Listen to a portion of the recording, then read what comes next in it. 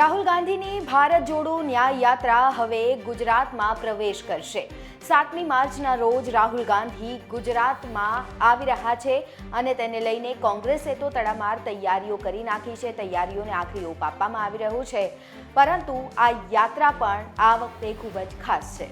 લોકસભાની ચૂંટણી પહેલા રાહુલ ગાંધી ગુજરાત આવી રહ્યા છે અને 4 થી 5 દિવસનો આ તેમનો ગુજરાત પ્રવાસ રહેશે, જે ખૂબ જ ખાસ માનવામાં આવી રહ્યો છે, કારણ કે આ યાત્રા મધ્ય ગુજરાત અને દક્ષિણ ગુજરાતમાં જે આદિવાસી પટ્ટો છે ત્યાં ફરવાની છે। ત્યાંના લોકોને મનાવવાનો એક પ્રયત્ન રાહુલ ગાંધી દ્વારા અને કોંગ્રેસ દ્વારા કરવામાં આવશે અને એવું કહેવાઈ રહ્યું છે કે ઇન્ડિયા અને આમ આદમી પાર્ટીનું ગઠબંધન જ્યારથી ઇન્ડિયા એલાયન્સનું ગઠબંધન થયું છે ત્યારથી જ હવે આ યાત્રા ખૂબ જ ખાસ બનવાની છે ગુજરાતમાં।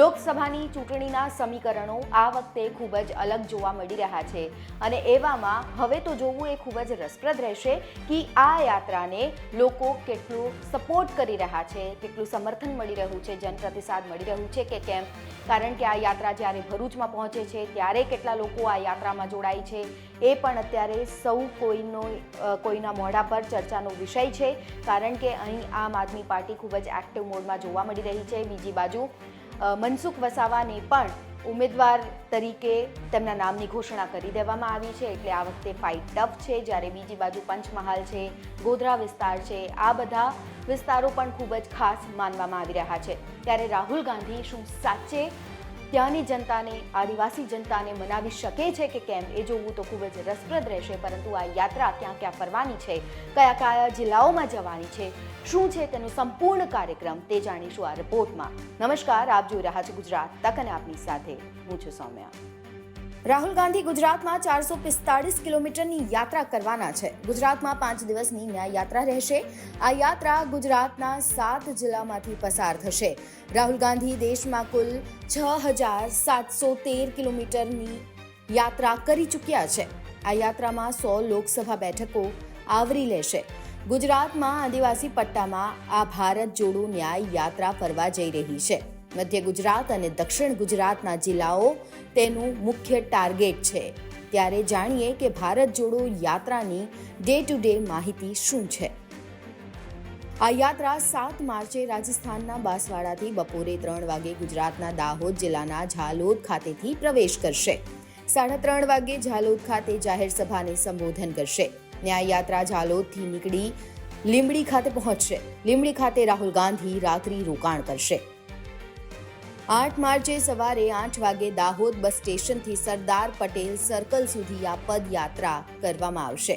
દાહોદથી સવારે 10 વાગે લીમખેડા પહોંચશે। સ્થાનિક કાર્યકરો અને નેતાઓ યાત્રાનું સ્વાગત કરશે।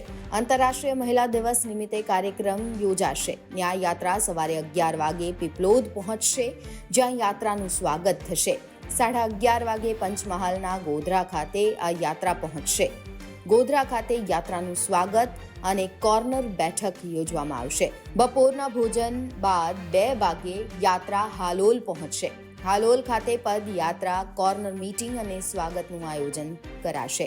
હાલોલથી યાત્રા પાવાગઢ પહોંચશે, જ્યાં યાત્રાનું સ્વાગત થશે। પાવાગઢ મંદિરે રાહુલ ગાંધી દર્શન કરી શકે છે તેવી શક્યતાઓ છે। યાત્રા પાવાગઢથી શિવરાજપુર અને પછી જાંબુઘોડા પહોંચશે। ન્યાય યાત્રાનું બોડેલી ખાતે રાત્રિ રોકાણ થશે।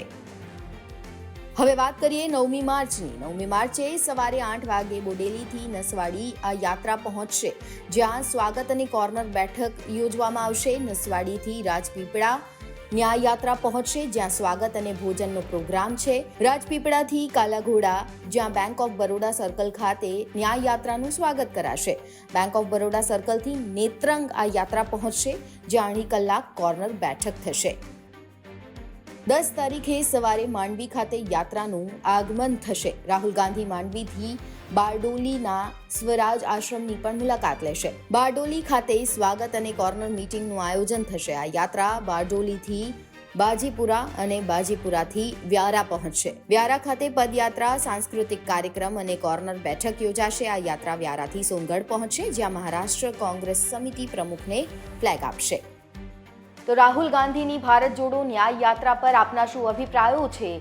સ્પષ્ટપણે આપ અમને કોમેન્ટ બોક્સમાં જાણ કરી શકો છો. લોકસભાની ચૂંટણીમાં આ યાત્રાની અસર કેટલી થશે, કોંગ્રેસને ફાયદો થશે કે કેમ, એ આપ અમને જણાવી શકો છો. અત્યારે આ રિપોર્ટમાં બસ આટલું જ. ગુજરાતના તમામ મહત્વના સમાચાર જોવા માટે અને જાણવા માટે આપ જોડાયેલા રહો ગુજરાત તક સાથે. ફરી મળીશું. નમસ્કાર.